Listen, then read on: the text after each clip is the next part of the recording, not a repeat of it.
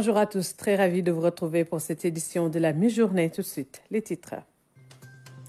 Le chef de l'État Macky Sall est en visite de travail à Tatarstan, un pays membre de la Fédération de Russie. Il a été accueilli avec tous les honneurs par son homologue Rustam Minikhanov.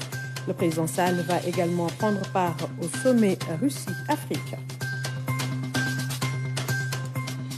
10 milliards de francs CFA, c'est le coût des travaux de rénovation du stade Demba Diop d'une capacité de 20 000 places. L'infrastructure est cofinancée par la Fédération sénégalaise de football et la FIFA à travers le projet Forward.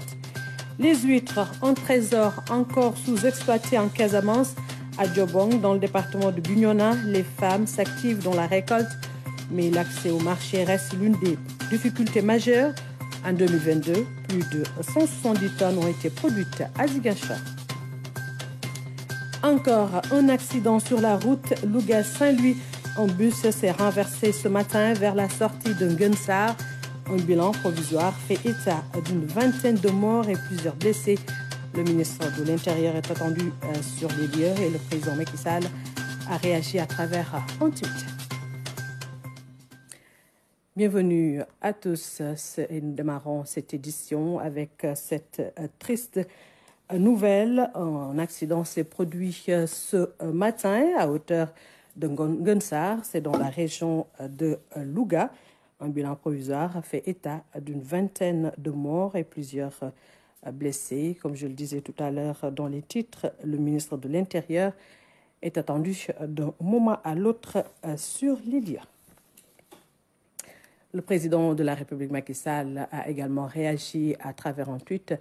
Nous y reviendrons certainement en cours de journal.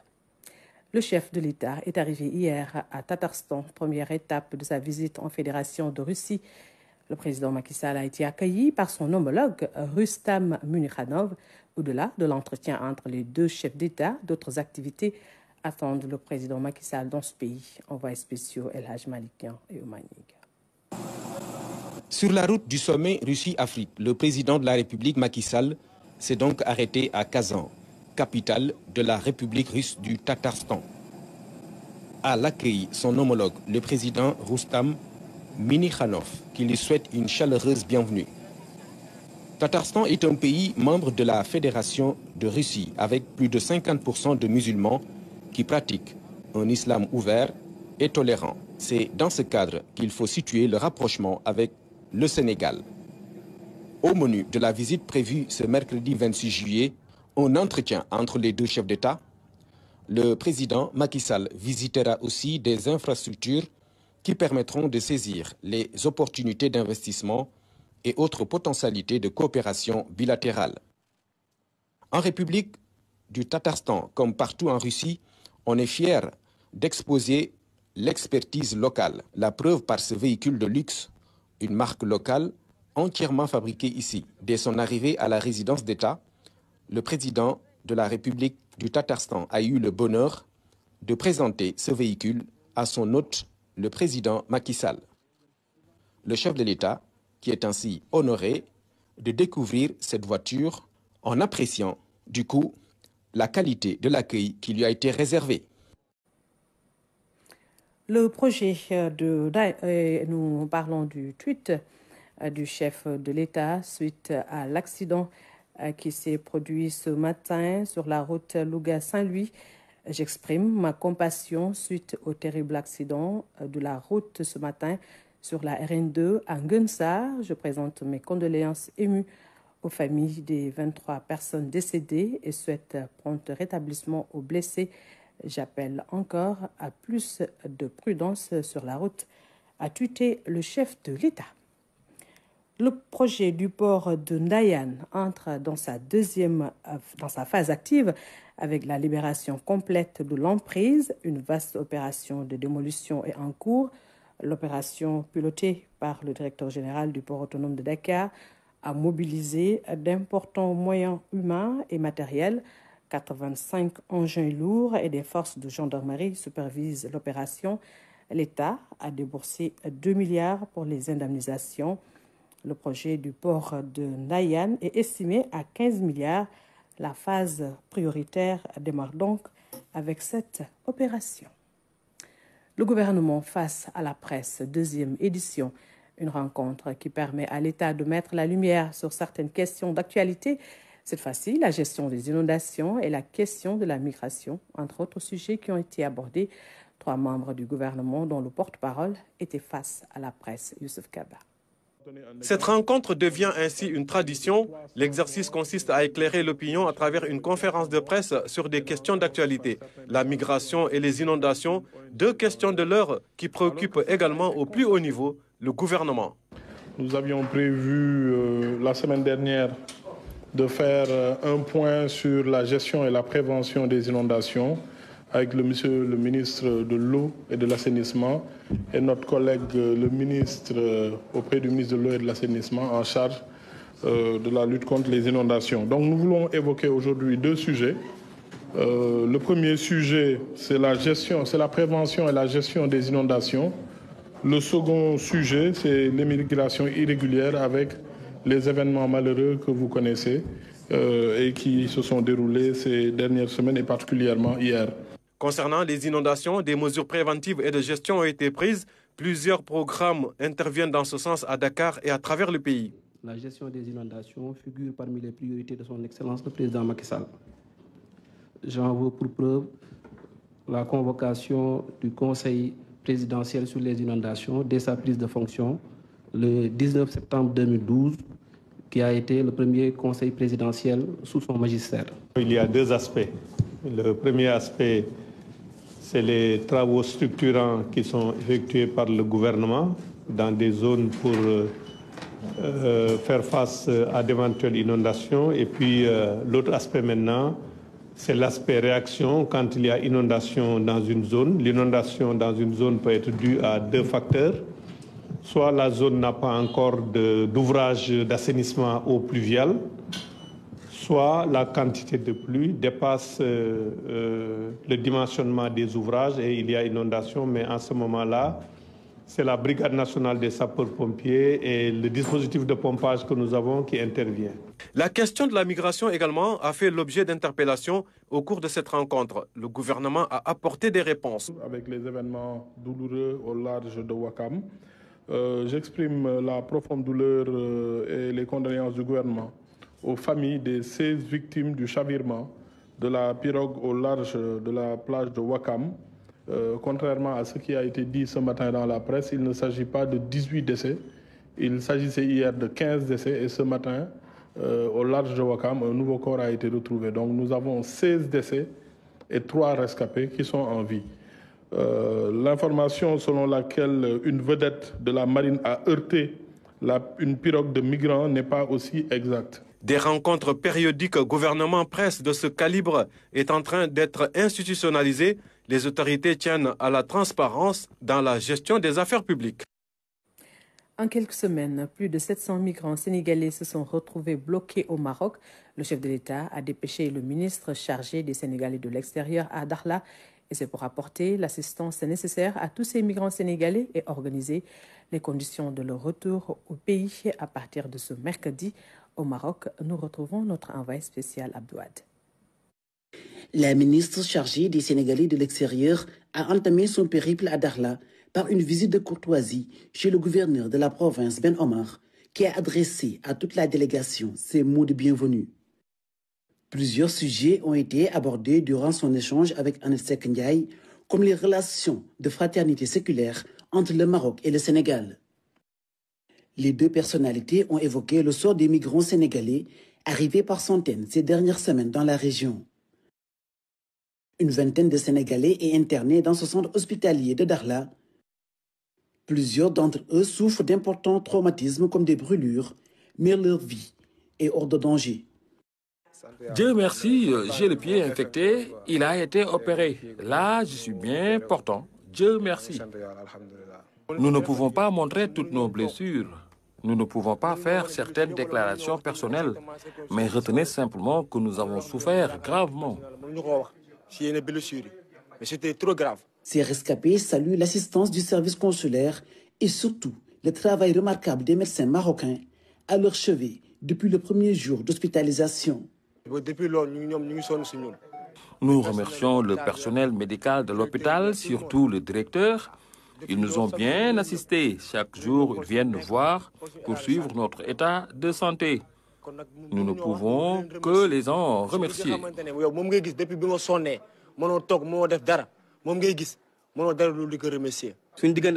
Nos relations avec le personnel médical sont excellentes. Nous vous demandons de leur transmettre nos remerciements. Hier seulement, une femme médecin a pleuré ici à chaudes larmes quand elle a su que nous allons rentrer bientôt.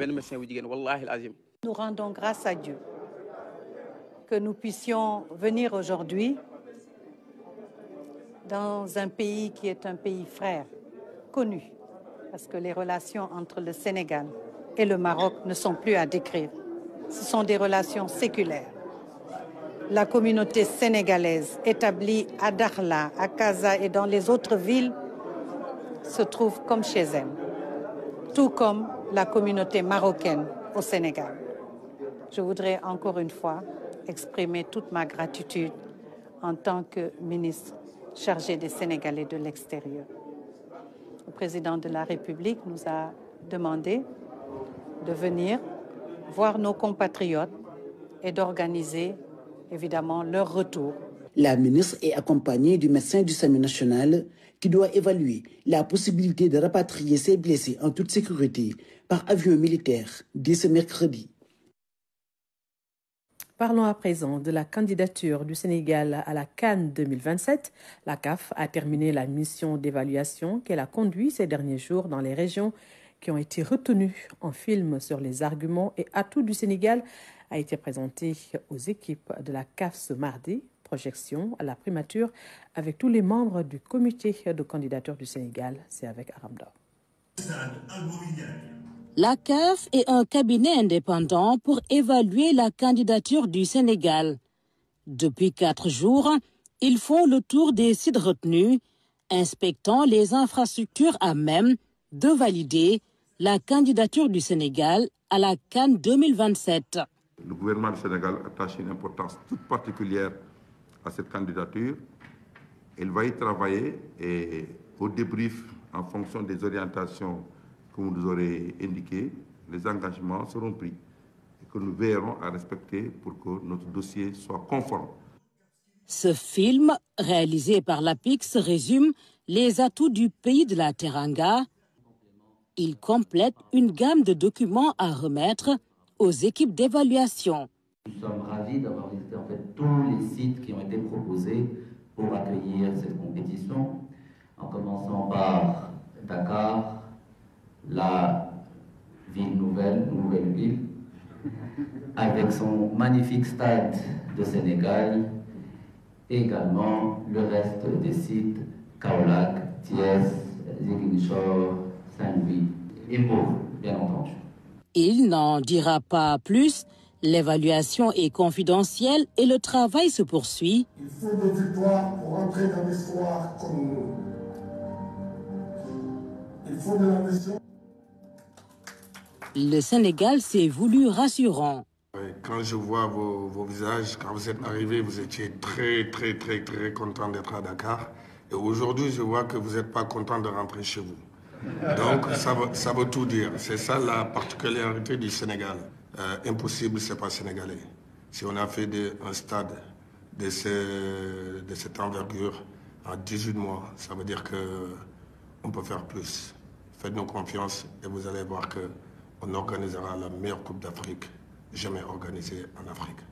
En réalité, notre rôle, c'est de traduire en langage architectural et technique tous les engagements du gouvernement du Sénégal.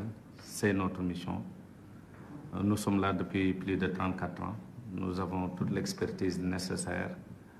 Vraiment, j'ai réaffirmé ici notre capacité à pouvoir relever tous les défis techniques pour une parfaite organisation de cette CAN. Les enjeux pour le Sénégal sont multiples. Organiser la CAN 2027, c'est aussi faire revenir la compétition dans une zone qu'il a longtemps convoitée. Depuis 2002, notre zone UFOA n'a pas organisé de CAN, parce que c'était au Mali. Et avant 2002, c'était 1992 ici au Sénégal. On ne peut pas concevoir que pendant toutes ces années-là, certaines zones aient organisé 3 fois, 4 fois, et que la zone UFOA ne puisse pas organiser. Et aujourd'hui, quand même, ce que représente le football sénégalais en Afrique, mais particulièrement dans la zone, fait que nous devons nous battre non seulement pour le Sénégal, mais aussi pour notre zone. À ces arguments s'ajoute celui d'un pays qui se prépare déjà à accueillir un événement international, les Jeux olympiques de la jeunesse 2026. Nous sommes totalement alignés sur les agendas, sous le contrôle et sous la supervision extrêmement stricte du Comité international olympique et des fédérations internationales. Je voudrais vraiment confirmer cette dynamique d'héritage qui est au cœur du projet Dakar 2026. Et je suis très ravi de voir qu'il est encore au cœur du projet Cannes 2027. Dakar, Diamniadio, Mbour, Thiès, Saint-Louis, Ziguinchor et Kaolack sont les villes où devront se tenir les matchs. Dans les localités environnantes, plusieurs autres sites pour servir de stade d'entraînement. Une CAN qui devra profiter à tous. Les travaux de rénovation du stade Demba Diop ont débuté depuis 4 mois. Ce sera une nouvelle enceinte de 20 000 places qui va coûter près de 10 milliards de francs CFA. Le financement est assuré par la Fédération sénégalaise de football et la FIFA à travers le projet Forward. Reportage Ibrahim Mboup. Sur la maquette, le stade Demba Diop a fière allure. L'idée de l'architecte est en train d'être matérialisée sur le terrain depuis 4 mois. Du sable et du béton à perte de vue, des engins qui tournent à plein régime, des ouvriers qui travaillent d'arrache-pied. La première phase est confiée à la société de construction et de gestion immobilière, CGI. Nous avons fait les démolitions des tribunes de couvertes et des virages. Nous avons fait la dépose de la charpente. Aujourd'hui, nous sommes à presque 80% des fondations et des fouilles. Voilà. C'est la situation actuelle des travaux. Tous les travaux seront assurés par des entreprises sénégalaises. 10 mois de chantier dans un rythme effréné. Au quotidien, les équipes sont sur place de 8h à 21h. En permanence, nous avons 60 à 70 personnes qui sont fixes. Maintenant, l'effectif fluctue. En général, nous pouvons attendre un nombre beaucoup plus conséquent si le besoin se fait sentir, quoi. Le nouveau Demba Diop sera un stade fédéral avec beaucoup d'innovation. Le stade Demba Diop était un stade avec 2 tribunes, une couverte, une découverte, avec les virages basses. Ce qui va se passer maintenant, on aura un stade avec le même niveau partout. Le stade va passer de la forme ovoïde qu'elle avait à une forme plus compacte dans le style des stades anglais. Elle va passer d'une capacité de 14 000 places à 20 000.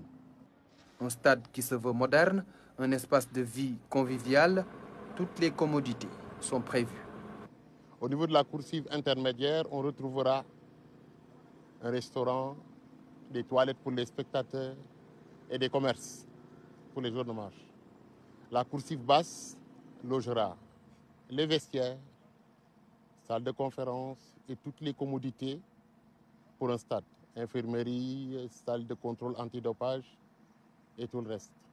Et il est prévu même dans le stade d'avoir des infrastructures qui pourront être utilisées par des riverains en semaine, même sans les jours de marche, qui sont accessibles comme les supermarchés, restaurants externes, salles de sport.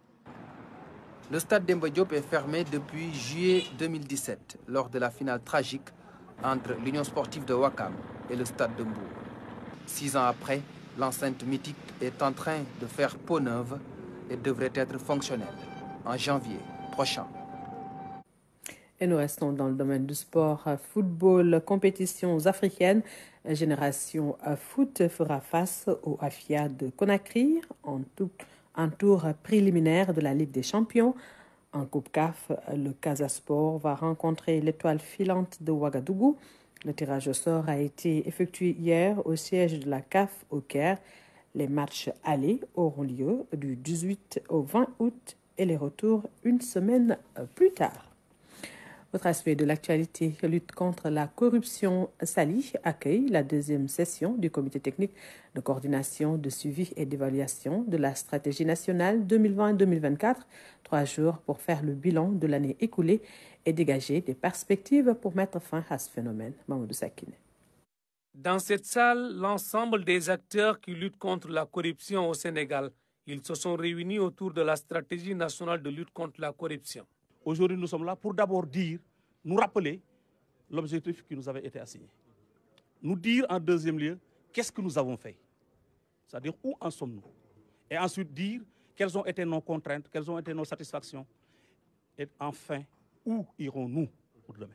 La stratégie a été donc adoptée, adossée à un plan quinquennal 2020-2024 et qui avait essentiellement 3 objectifs. Le premier a été le renforcement des cadres institutionnels de lutte contre la corruption, des cadres législatifs et institutionnels. Améliorer la gouvernance et la coordination des interventions, mais aussi le renforcement de la communication figure parmi les objectifs. Pour les atteindre, il faut une synergie d'action. L'État du Sénégal a fait beaucoup d'efforts aussi en termes de nous doter de ressources humaines et financières pour mener cette activité. Il nous reste maintenant à comprendre que la lutte contre la corruption est une stratégie à long terme et que chacun a sa part. Et que personne ne peut se permettre de saboter la stratégie par des réflexions, par des messages. Nous avons un message que nous devons tenir ensemble, vous et nous, pour que les Sénégalais croient à cette lutte-là. Et pour cela, ça ne peut pas passer à la décrédibilisation des institutions qui les organisent. Pour cette deuxième session du comité technique de coordination, de suivi et d'évaluation, les parties prenantes se pencheront durant 3 jours sur l'état de la mise en œuvre. Un rapport sera ensuite soumis au président de la République sur la stratégie nationale de lutte contre la corruption. Retour sur la cérémonie solennelle de remise de toge aux lauréats du cours d'agrégation du Conseil africain et malgache pour l'enseignement supérieur, CAMES.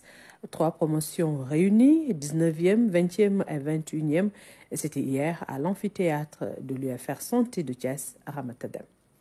Ils sont là, réunis ensemble pour recevoir leur toge des mains de leurs aînés.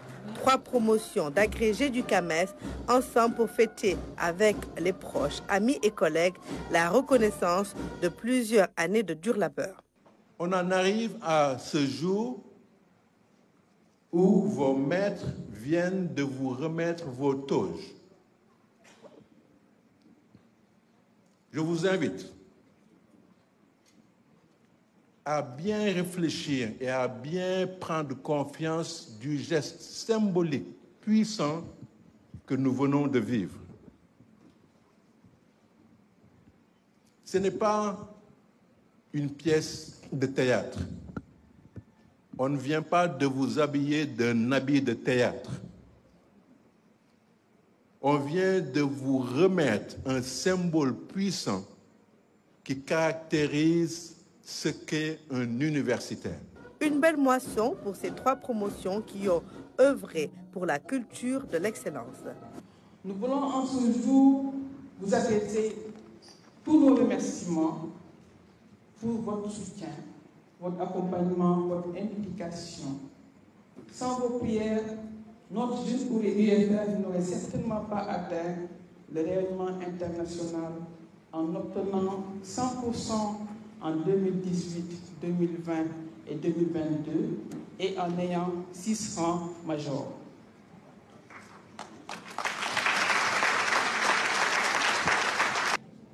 Nous avons eu 100% à l'occasion de ces 3 concours de CAMES 2018, 2020 et 2022. Permettez-moi d'avoir une dernière pensée pour les récipiendaires. Chers collègues, méritons nos toges reçus de nos maîtres dans l'excellence et l'humilité devant cette auguste assemblée pour l'éternité. Une réussite qui s'accompagne bien sûr du soutien des anciens qui ont assuré l'encadrement de ces agrégés. Il reste également un moment de reconnaissance et de remerciement à l'endroit des anciens qui n'ont ménagé aucun effort dans le processus d'encadrement de ces récipiendaires. Par cette belle et grande fête, un hommage bien mérité est rendu à ces professeurs qui ont réussi avec brio le concours du CAMES et rehaussé l'image du Sénégal. Voilà la remise de toge aux 3 dernières promotions du cours CAMES. Et nous en venons à présent au journal des régions.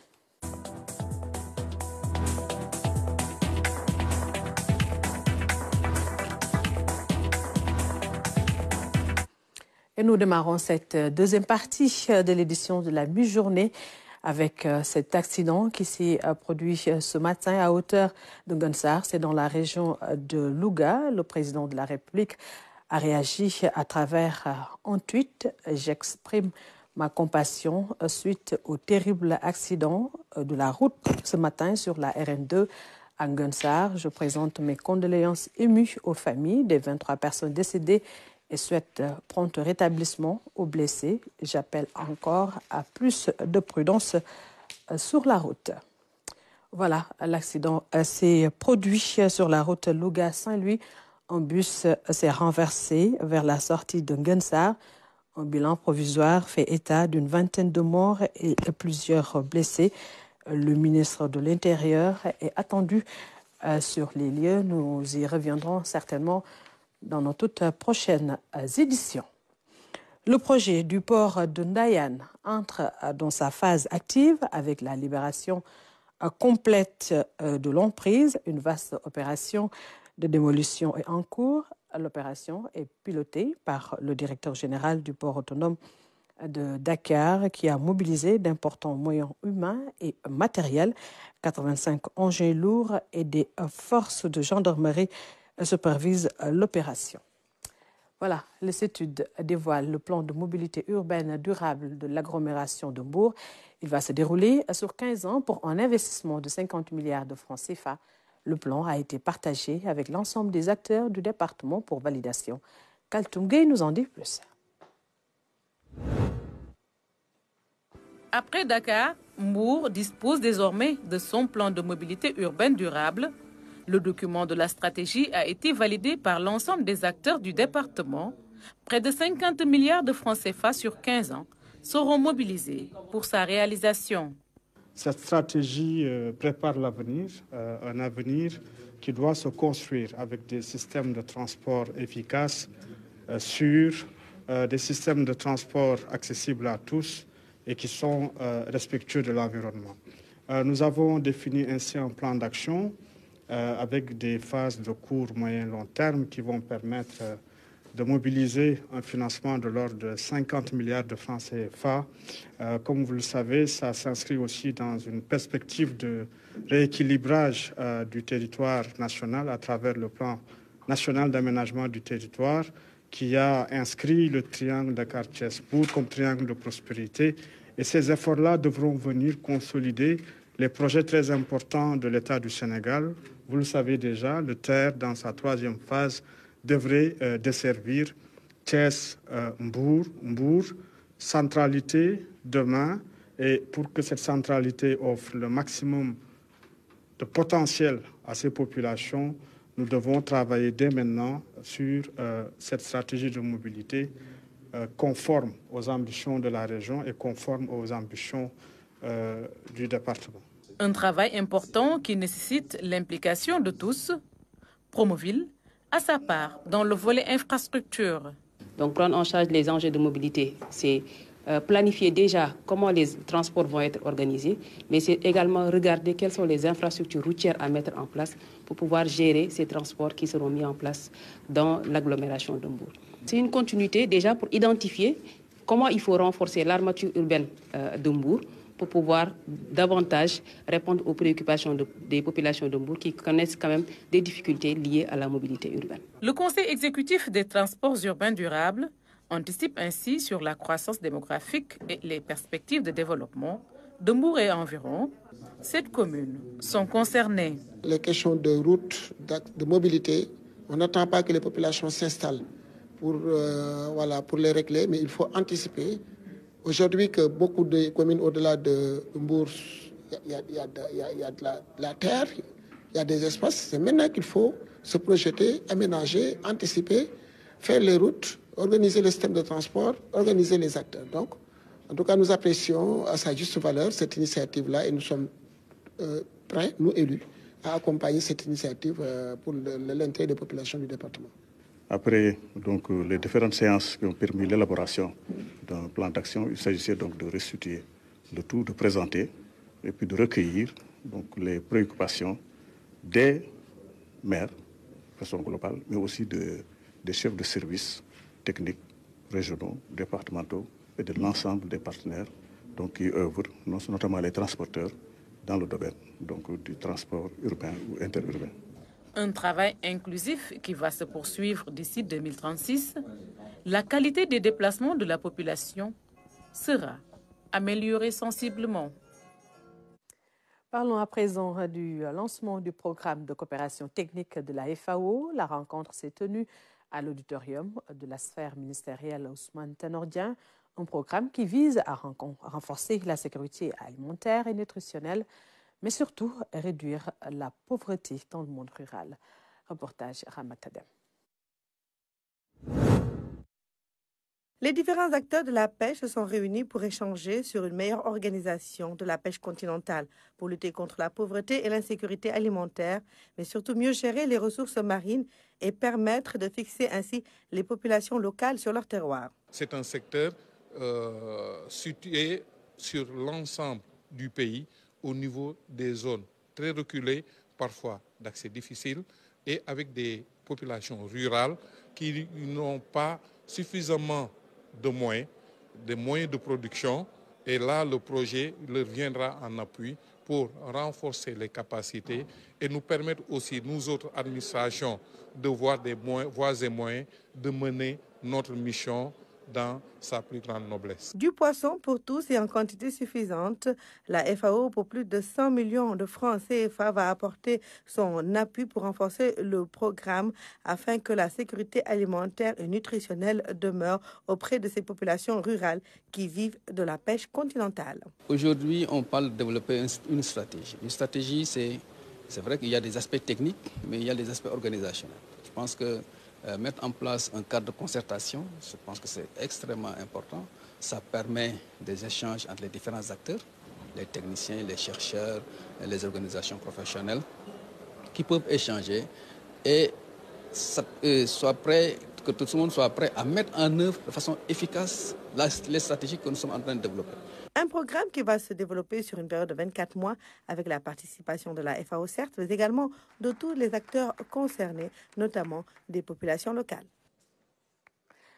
Direction le sud du pays où les huîtres constituent l'une des richesses de la mangrove en Casamance. En 2022, 176 tonnes d'huîtres ont été produites à Ziguinchor, à Tchobong, dans le département de Bignona. Les femmes sont très actives dans la récolte, mais l'accès au marché est souvent difficile pour elles. Abdoulaye Sinkare.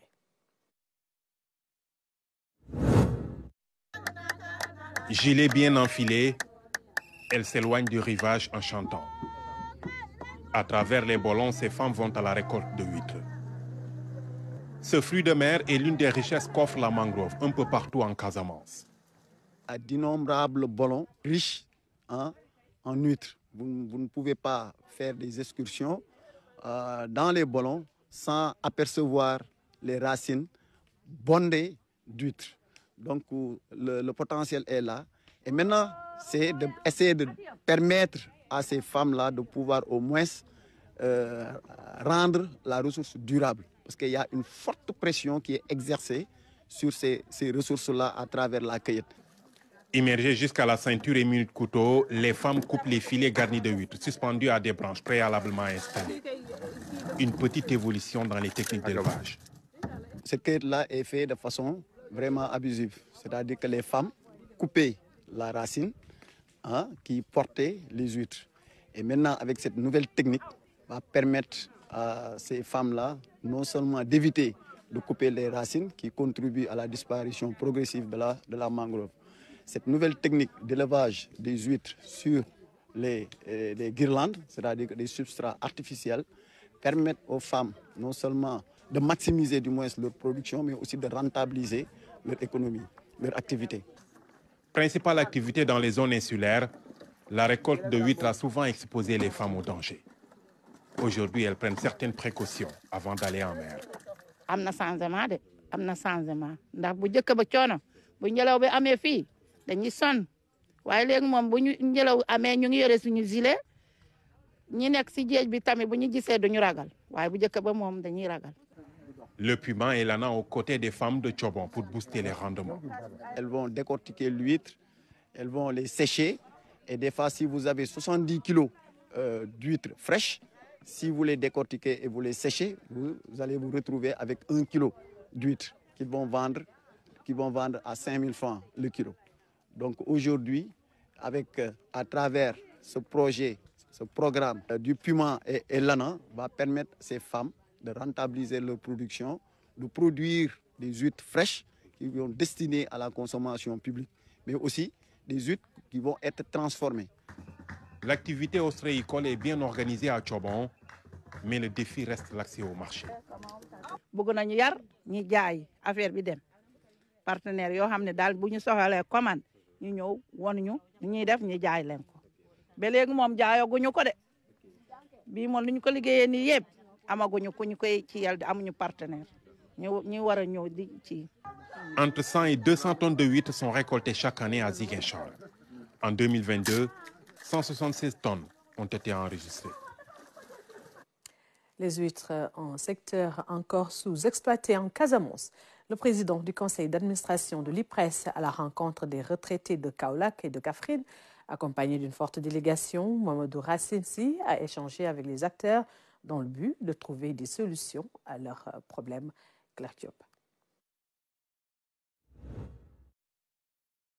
Visite de prise de contact au siège de l'IPRES à Kaolack. L'administration a fait face aux membres des associations des retraités venus de tous les départements de Kaolack, aussi de Kaffrine.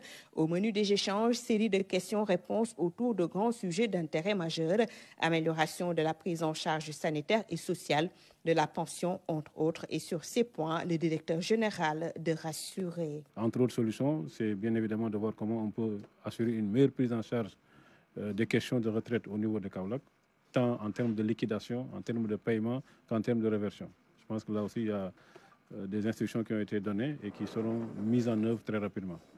Entre autres points d'interpellation, c'est effectivement les sujets liés aux questions sanitaires et sociales. Là aussi, on est en train de voir comment vraiment étendre la couverture aux zones qui ne sont pas encore concernées. Par exemple, au niveau des départements. Somme toute, vraiment, tous les problèmes majeurs ont été passés en revue et je pense que ça a été une excellente réunion. L'IPRES a consenti beaucoup d'efforts pour améliorer les conditions de vie des retraités. De grandes réformes ont été apportées, augmentation de 50% de la pension de retraite, aussi sa mensualisation, le principe de la défiscalisation appliquée, l'uniformisation de la base de données entre l'IPRES et la Caisse de sécurité sociale. Et séance tenante, le président du conseil d'administration a décidé de l'ouverture d'un bureau à Kaffrine pour être plus proche des bénéficiaires, aussi un meilleur fonctionnement de l'institution. Il a été retenu la création d'un bureau à Kaffrine et le directeur général, n'est-ce pas, a reçu les orientations dans ce sens et il se fera fort de les mettre en œuvre le plus rapidement possible. Donc voilà, ça a été vraiment un vif plaisir pour les administrateurs qui nous accompagnent, le directeur général comme moi-même, de retrouver nos amis, nos parents, nos doyens qui ont consacré toute leur vie à la nation et qui nous est toujours agréable de rencontrer et d'échanger avec eux comme nous le faisons depuis de longues années. On a repassé en revue toutes les avancées majeures de l'institution en matière de bimestrialisation d'abord, de mensualisation, de pension minimale, d'augmentation des pensions à hauteur de plus de 50%, de prise en charge médicale et sociale. Et nous avons également tenu à remercier le chef de l'État, le président Macky Sall, pour avoir innové en matière de retraite au Sénégal en exonérant les pensions de retraite au Sénégal. À Kaolack, la délégation de l'administration de l'IPRES était également venue présenter ses condoléances à la famille de feu El Hadj Rawane Diagne, ancien président de l'association des retraités de Kaolack. Devant ses pairs, un vibrant hommage lui est rendu. L'engagement de l'homme en faveur des retraités est salué. De ferventes prières ont été formulées pour le repos de son âme. Avant de boucler cette édition, retour sur cet accident qui s'est produit ce matin à Gunsar, dans la région de Louga. Le président de la République a réagi à travers un tweet. J'exprime ma compassion suite au terrible accident de la route ce matin sur la RN2 à Gunsar. Je présente mes condoléances émues aux familles des 23 personnes décédées et souhaite prompt rétablissement aux blessés. J'appelle encore à plus de prudence sur la route. Je le disais donc, l'accident s'est passé sur l'axe Louga-Saint-Louis. Un bus s'est renversé vers la sortie de Gunsar. Un bilan provisoire a fait état d'une vingtaine de morts et plusieurs blessés qui ont été évacués à l'hôpital régional de Louga. Le ministre de l'Intérieur est attendu sur les lieux.